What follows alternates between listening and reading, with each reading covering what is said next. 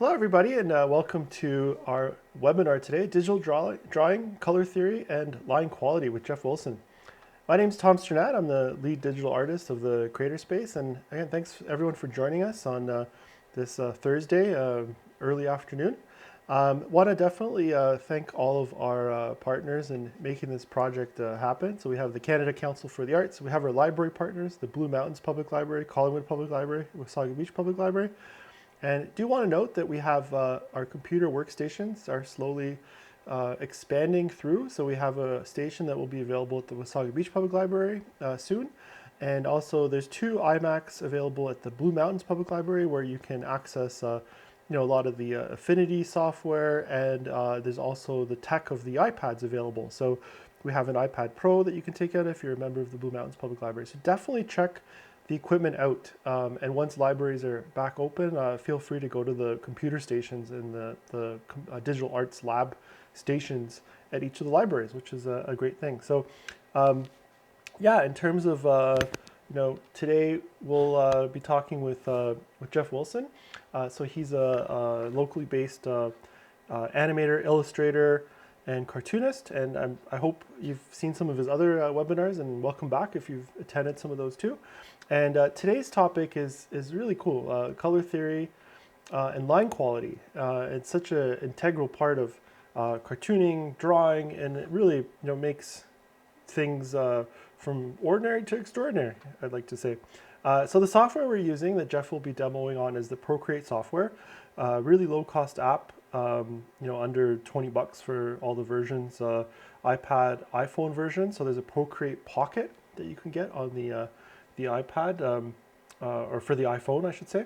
And it works with layers. You can export it to other software. So, technically if you did something, you can bring it into, Adobe Illustrator or Affinity Designer and continue working on it there. So it's really, unlimited access, and it's really great. So Jeff will be demoing on an iPad Pro with an Apple Pencil when he's showing stuff and going over this concept. And today is really a great idea of just, the theory concepts. So not just the technical and so on, but really, thinking about the whys and not just the hows. And we're really happy that we can bring in some sessions like that.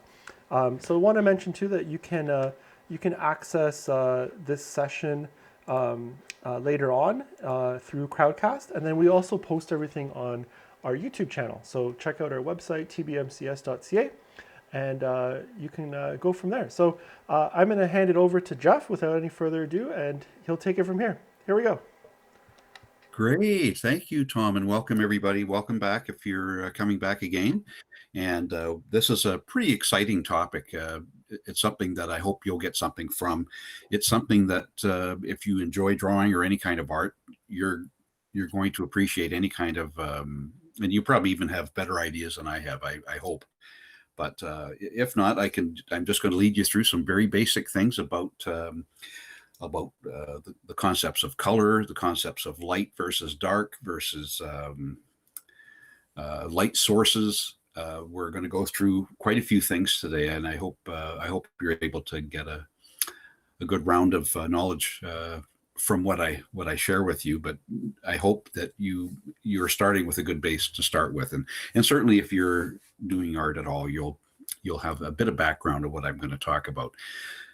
Pretty much basic, but it really does apply to just about any kind of art, cartooning and animation, which are my mainstays, but there are just about all the visual arts will deal with color. So I think the first thing I would like to just talk about is really,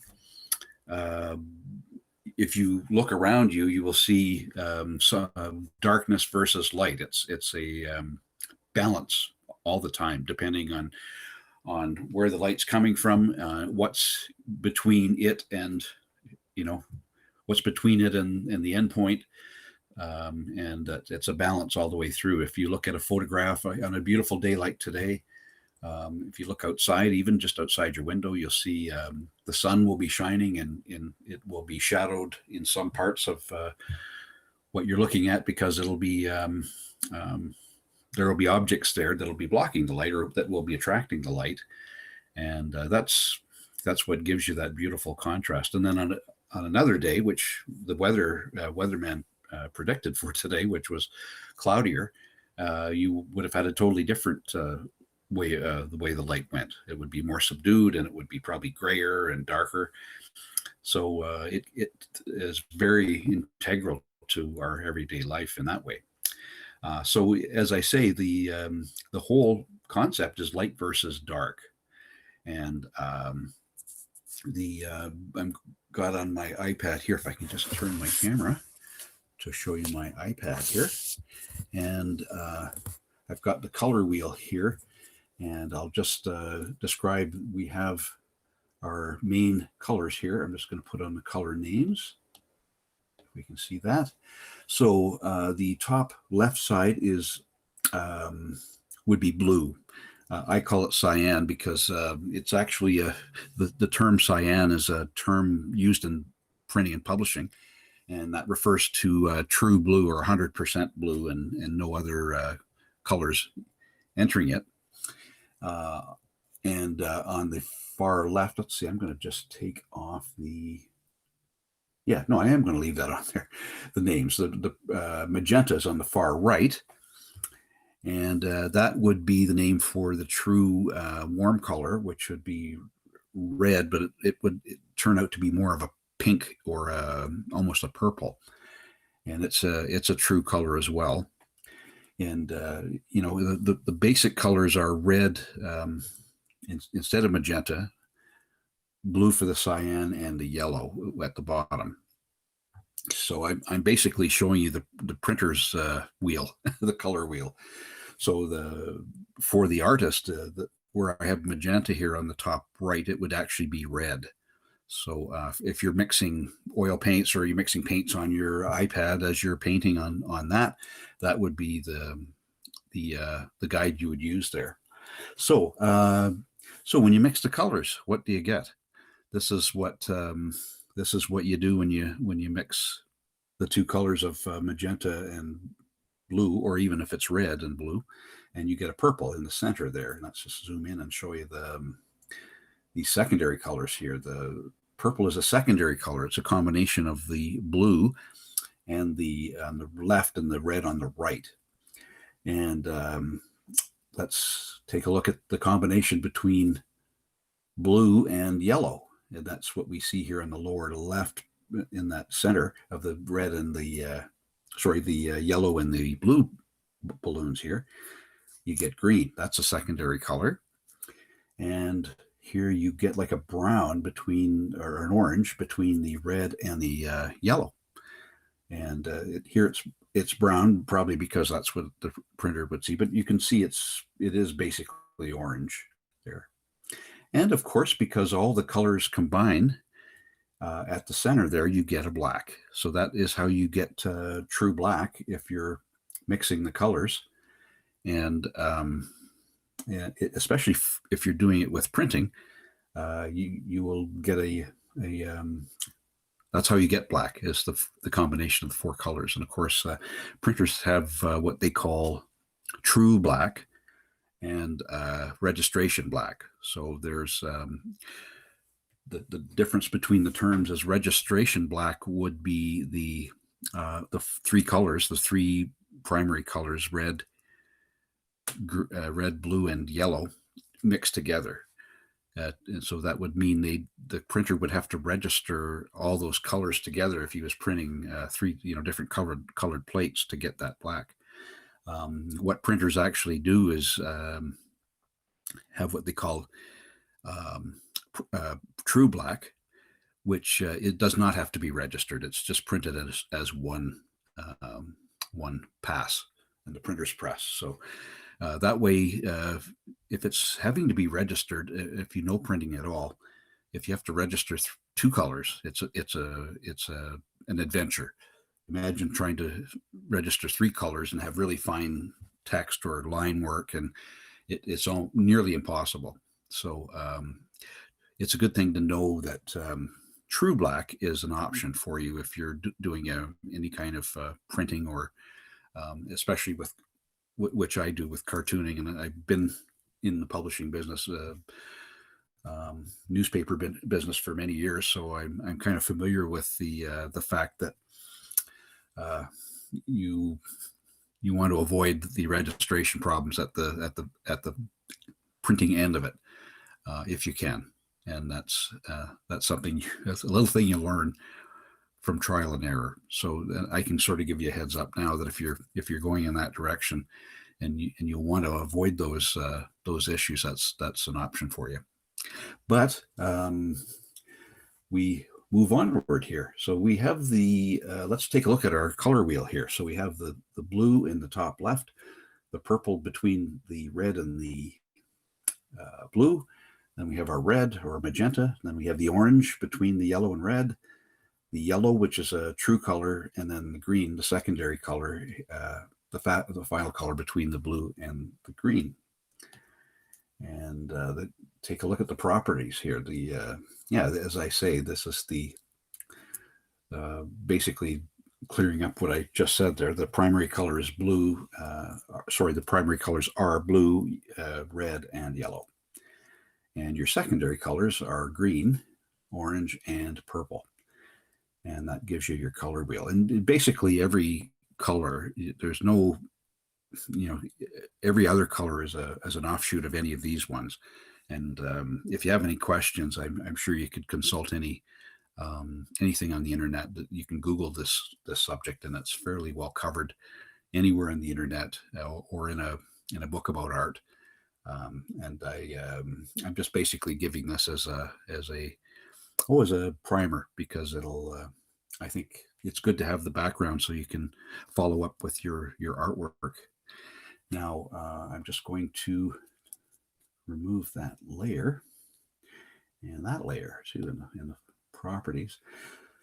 And so I guess the next place I should go here is to just a basic line drawing here. I'm just going to show you how even just a simple line drawing can be very much a light versus dark explanation. I'm just going to draw a basic figure here.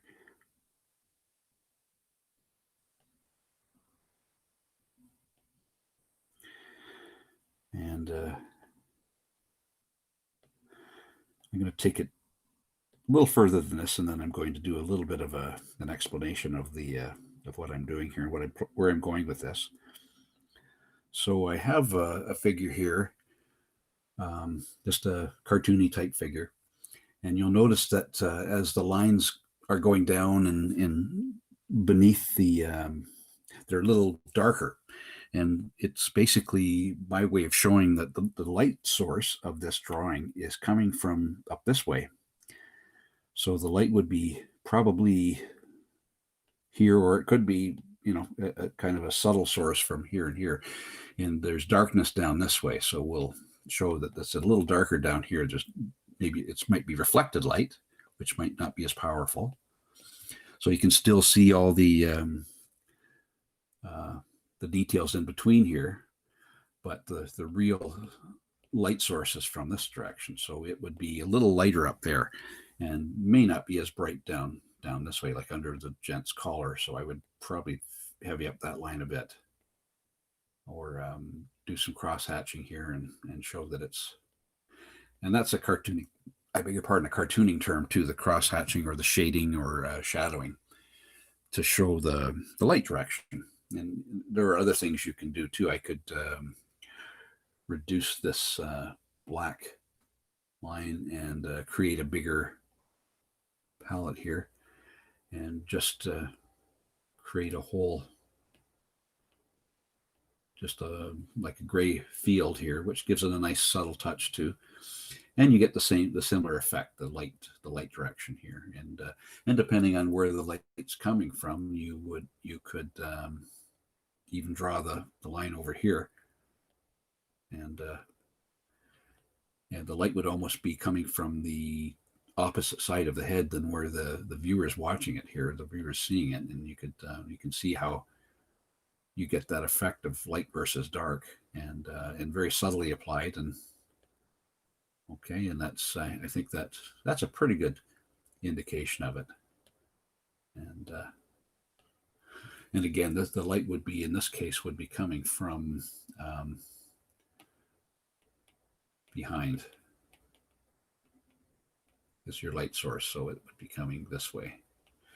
And that would be your primary light source. You would have several different light sources, and filmmaking and that sort of thing too. There's light source and lighting is a very important part of it. And 3D animation, I know many of you are probably interested in that. That'll be that's something you've probably explored if you're in that genre. And the light source is going to affect the way your final product looks. Or it could be, let's just subtly take out some of this this stuff here, and you could have like a directly on top light source. So it would be perhaps directly on top of the character here, the light source, and everything kind of going around the globular shape of the head would be in shadow. So that would be if the light was coming from directly on top of the head. You could we'll just take off the behind and say above.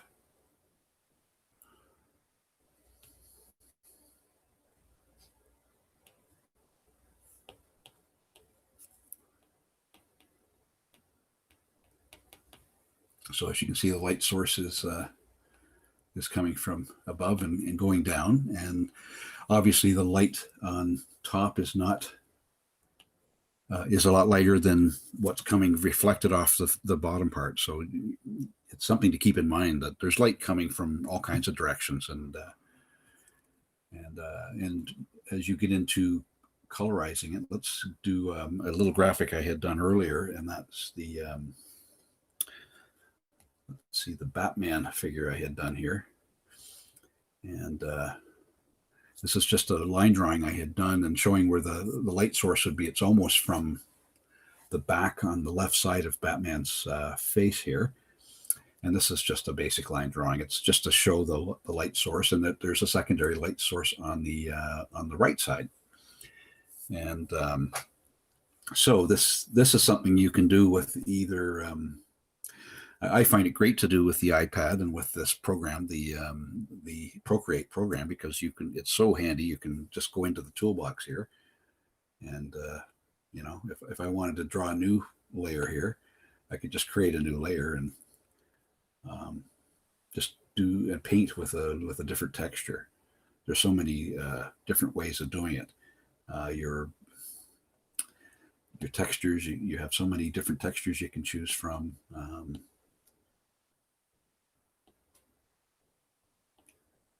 And you can choose any color with these as well. Like if you decided on that color and go into your brush library here and pick let's just pick something here. Crystals, that's interesting. We could just try something here and just to show you how, just maybe reduce the brush size. You can do that on the far left here. You can reduce your brush size and create the layer behind the, and you notice that I've put it behind the our main layer, which is this one here, layer 7. I've got that layer behind it so that it keeps that black line quite visible, and it's still standing out, but you're basically creating an effect here with that. So you might not want to do that. You might just want to use your typical inking tool, and I have it set at Studio Pen. I've been liking that a lot lately as I've done these, and choose that to fill in here. And it's great. It's so much better than using the old manual tools that were time consuming. You'd have to wait for for your drawing to dry in between, and you'd have to be, which was fine because you usually would have several other drawings on the go. but this you can see an instant result. Here, let's put a nice blue, maybe a lighter blue than that. Let's try that. Just increase the brush size there, and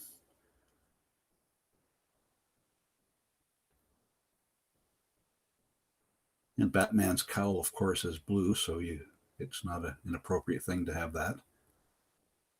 And you can change your it's great at this point to just kind of experiment with what works best for you. You can just kind of take a different tool here, and let's increase a bit the.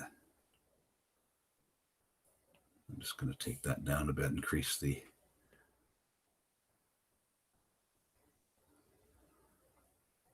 There you go. You can get a nice sense for. Gives you lots of options for doing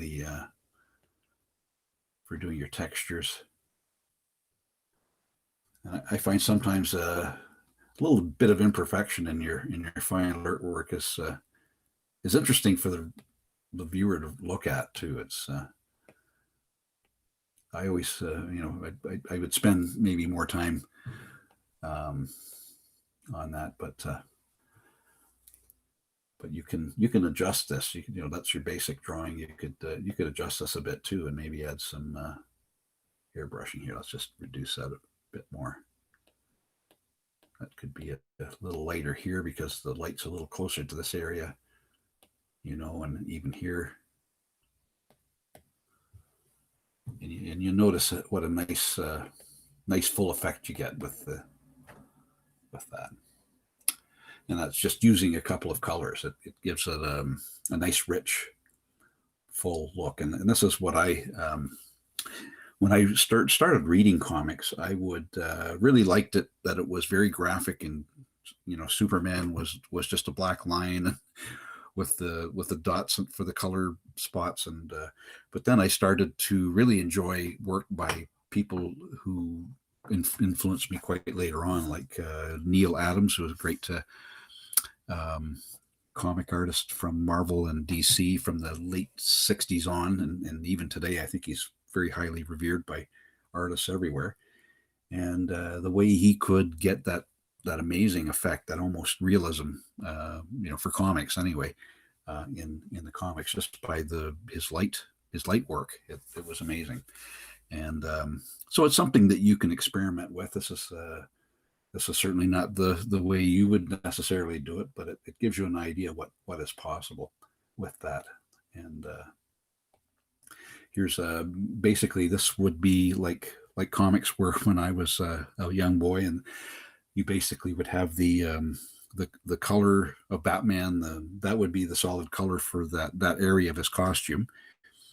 But now with comics and printing, the great strides that have been made in publishing and printing, you can get really nice color effects with that, and it's very expensive, of course. But I'll tell you, it was a lot more expensive back in the day to do things like this. And we live in an age where we're pretty lucky to do that. This would be the kind of effect that I would have really appreciated. This kind of effect where it's none of the colors at all of Batman, but because of the light, it would appear like this. And you get the kind of the gold on the left side, and the red, which would maybe a red light or a fire on the right side. So there's all kinds of things that could be happening here that would could be affected by a story you're working on, or it's something to remember. The colors have an effect on the reader's emotions too, and maybe I'll just take a moment to explain that too, about the effect of the colors on our emotions, and what they're supposed to represent. So if we take a look at the color wheel again here, the blue is generally denotes passive passiveness or passivity, where it's peaceful, it's calming. Um, I I would say that if you have an image with a lot of blue in it, it's very inspires a lot of peace. Like blue and white are very bright colors, and they're very almost um, relaxing. So if you get into the red, it's more of a passionate color. It's the color of fire, of course, and color of energy. And yeah, the red is the color of blood. So it's, it can be considered the color of violence. The planet Mars is called the red planet, and the reason for that was because it was once thought by the folks of the world that it was the the god of the war was Mars, and that's the color red became over the years symbolic of that, of violence and and destructive forces. But and then we have yellow, which is again the color of brightness, of light, the sun, the energy again.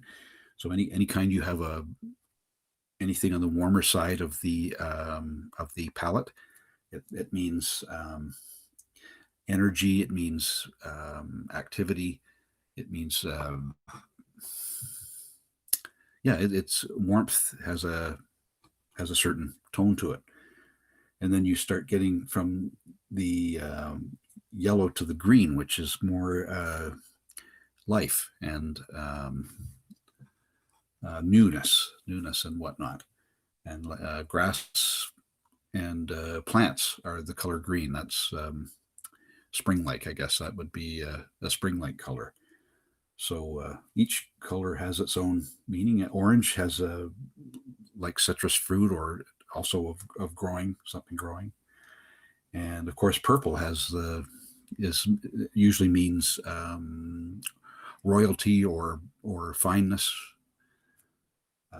Each has its own meaning, and that's something you can Google and find all kinds of connections to. But if you're doing a drawing, it can the way you handle your colors can really affect the way the reader sees what you're doing, and it can really affect in a very positive way your story. And it's something that I would highly recommend you take a look at, and even if you have to take the time to experiment with it, it's well worth it to try it. And I find that if I'm doing something, and there's always time to just take 5-10 minutes away and say, well, I wonder what effect this would have, and just try something, just experiment with it. It really is well worth it to do that with the colors. So let's move on here. So I had just wanted to talk about shadowing and cross hatching here. I'll just take this here. So this is my former world of just one color, black and white artwork, which was really for any of the products that I did, it was the only option I really had was black and white for a daily or a weekly comic strip. I guess it ended up being it. I wished it was a daily, but it never became that. And that would be using line and textures of the line. And in this case here, I have the light source here on the left side, and I've created a little character here on the right side, and got the light source there. And the line work is just basically a kind of not like a shadowing or a brush shadowing.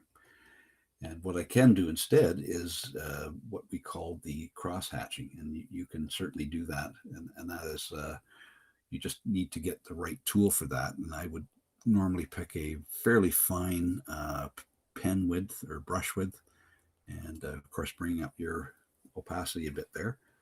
And we'll just zoom in. I think I'll just start to kind of cross-hatch this figure's face here, and I'll just show you the effect that you can get with the cross-hatching and how you can develop that light versus dark. And you can certainly do this in color too. You can choose color to do this cross-hatching, and you would get quite an interesting effect as well. So I'm just doing basically a straight scratching line here, and picking it fairly close to the eyeball here, but not being careful right now not to go over the eyeball, but giving it some structure here.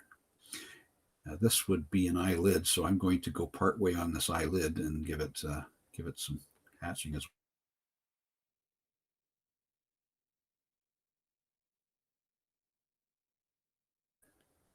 From each line as compared to the other one. Now, if you just zoom out a bit, you can see the effect that gets.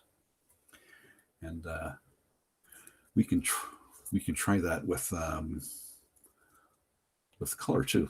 Let's maybe try it with a color. Let's try this flesh tone here. We try that, and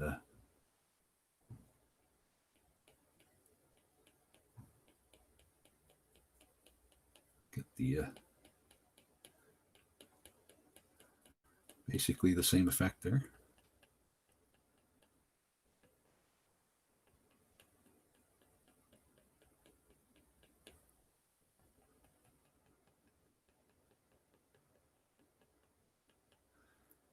And for the opposing line, we could try a little darker orange here to see how that goes. And then just do the crossing here. Just do the... And what this is doing is basically filling in a bit of that line there. It makes it a little darker in this one section of the drawing. And you just have to use your eye there to see how far you need to do that. And we'll just zoom out there, and you can see that it gives that light versus dark effect too. And it's a really interesting effect. It's almost like a chicken wire effect or what have you. But it's once you get started, you could find all kinds of uses for it or possibilities for it. And you just have to remember your light source is here. This is your main light source here. Anything on the would be secondary light source. As I say, light is everywhere. It's except in the darkness. Light is everywhere except in the darkness, and it's very simple, and it sounds kind of trite to say that, but it's really the description, and it really you should look at your artwork that way. Is that light is going to show up everywhere in your drawing except in where it's dark, and that'll be your guide accordingly. And you can even do your background like that too. Let's say he's got a sky here too. It's a lot of work to do the cross hatching, I tell you, but if you have the time to do it, it can be quite effective for your cartooning or your artwork, what have you. There's a few illustrators that I've followed over the years that really could do this well. It was something that was done in the early newspapers by they were called woodcutting, and it was a lot of the old cartoons that were done, which were not necessarily always funny. They were sometimes very serious topics, and they would use like a crosshatch, and very carefully done, and it would take them many hours to do what they did, but they would work away at this, and then when they were reproduced for the newspaper or the book or whatever publication they were going in, they would go in as a straight line drawing, and it would give you the effect almost like a 3D effect, which was very very interesting at the time. It's sort of the way they were able to overcome the issue of just having a flat color. And you can take this and go in a different direction. You could have a different color in there and go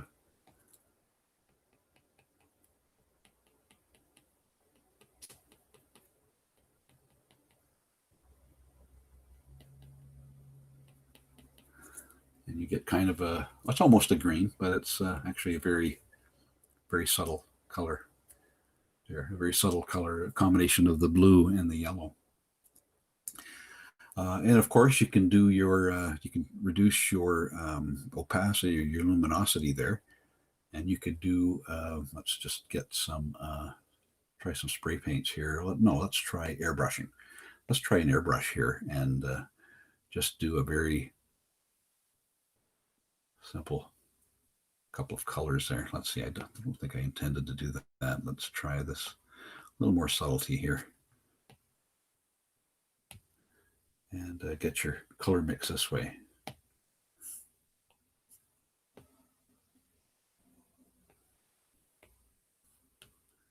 And maybe some nice blue here too. And as you reduce the luminosity to it, it helps the colors to blend a fair bit there. So you see the interesting blending you get there with the colors just doing something like that. And of course, you can take that many different directions too. You can keep adding colors to it, or you can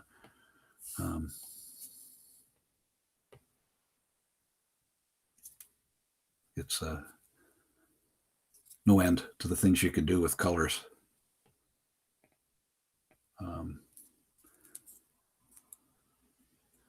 It could be your light source here too. Just to let your mind go wild. Different things you can do. And you see what effect that gets even with a straight line drawing in the center and the color on the sides. It's this it could inspire you to do like a power source or an evil, not an evil source, but so, a powerful source of power that this character is fighting against or something. It can take on many different directions there. So I think I'll just leave you with that, but I'm going to go back and I'm just going to talk a bit about the basics again, the color wheel, and about how the how you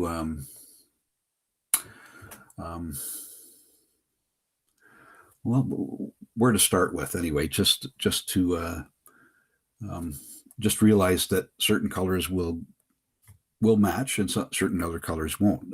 You won't always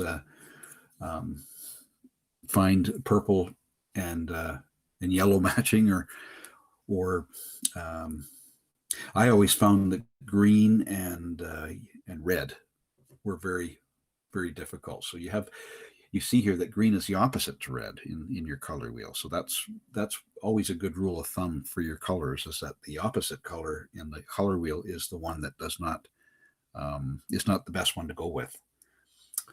And the same with blue and orange, although it depends on the combination, they can go well together.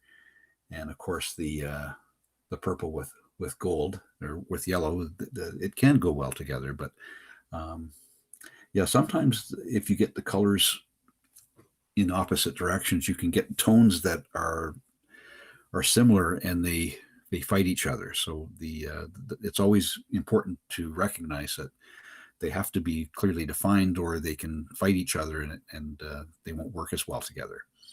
So and I really find that a lot with the green and the red. They can clash quite badly, and if you if clashing colors, that's the term I'm looking for here. Always try to avoid that if you can, but it can be symbolic. It can be useful. There's no real combination that's bad, but I think your eye will tell if you. And a lot of people, I know some talented artists who are colorblind and still accomplish some amazing color work, and it's amazing how that's possible. And I say that's if anybody out there is like that, my hat's off to them. It's amazing to do that. There's no end of things people can do with all of our restrictions, because all of us are not perfect and we can make mistakes, or we can just not see things the same as the rest of the world. So anyway, I think that's pretty much about the end of what I had for you today, and I think I'm just going to say thank you for watching today, and I'll just hand it over to Tom. Perfect. Thanks, Jeff. Yeah, thanks everybody. I'm gonna just open up the floor now for questions. If anybody has any questions, you can type them in to ask a question. Just want to mention if there's any playback issues with seeing this or the review. It's recorded on Crowdcast, but we do also post these on YouTube. So we record them locally, and then the full versions available on YouTube. So just want to mention that there's a couple people asking about that. So have no fear if there's any internet slowdowns. The whole thing gets posted on YouTube, where you can rewatch it and go through the details. So yeah, if there's any questions, let's see. Well, you know what? Maybe let's just Jeff, in terms of maybe I'll just ask something for on with the line quality aspect. What would be some of the kind of guidelines for maybe, kind of minimum, maximum, areas? Like when can a line be too small? When can it be too big? Is there such a thing?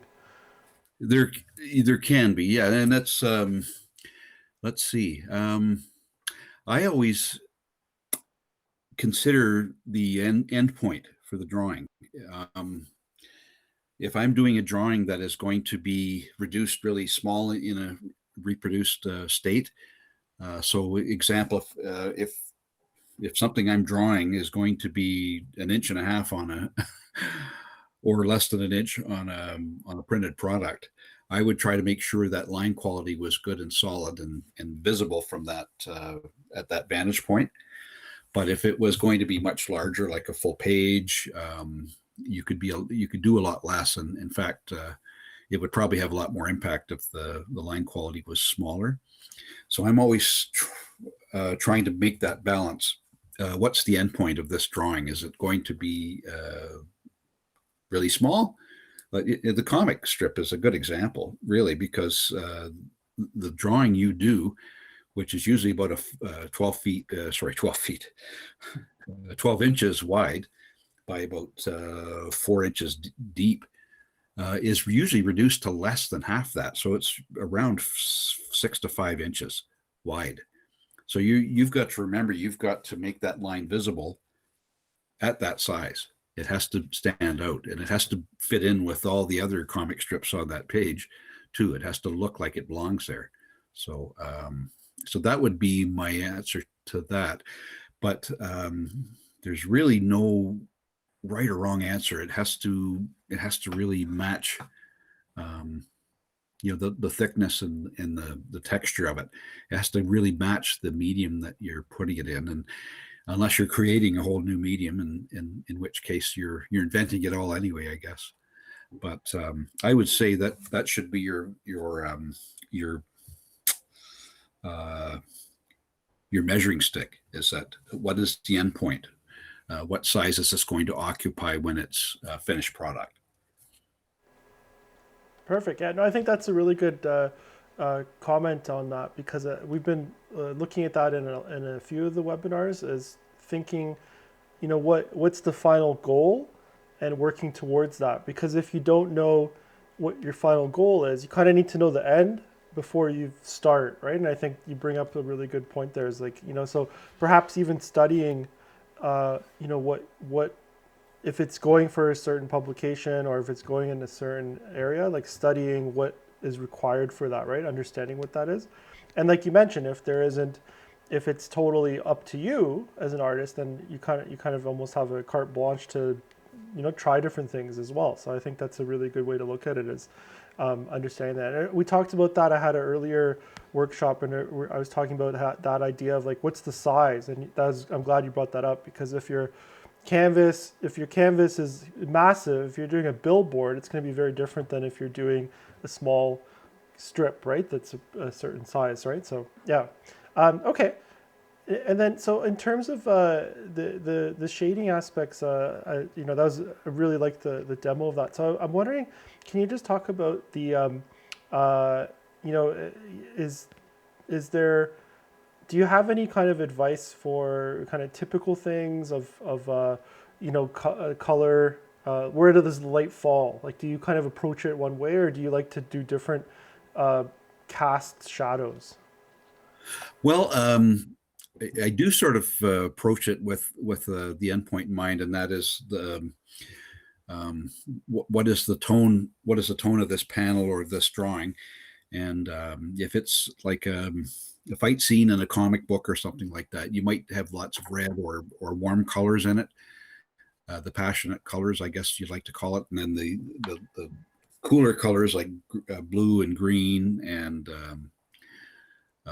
those are more calmer colors. I guess you can get like a cool pink too, which can be considered a cooler color. So I think that's as you start, you probably need to know what kind of tone the scene's going to set. So if you've got the Superman or Batman or Clark Kent or Bruce Wayne in a kind of a pastoral setting, like in a park, you probably want to have cooler, brighter colors in your scene, and you probably the scene will be um, laid out with a little less action lines in it, and those would probably have the cooler colors, I would say, or the maybe the brighter colors in it.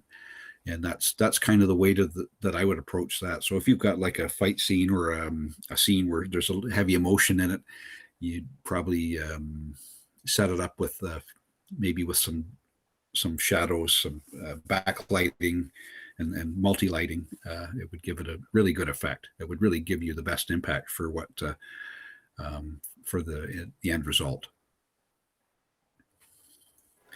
And yeah, that's pretty much all I could say was if you think ahead, what kind of tone I want this scene to set, um, that these colors will be the best most use, and certainly be willing and be willing to experiment with it. You may say, "Oh, that yellow looks terrible," and it may too. It may be something that you just chose the wrong color.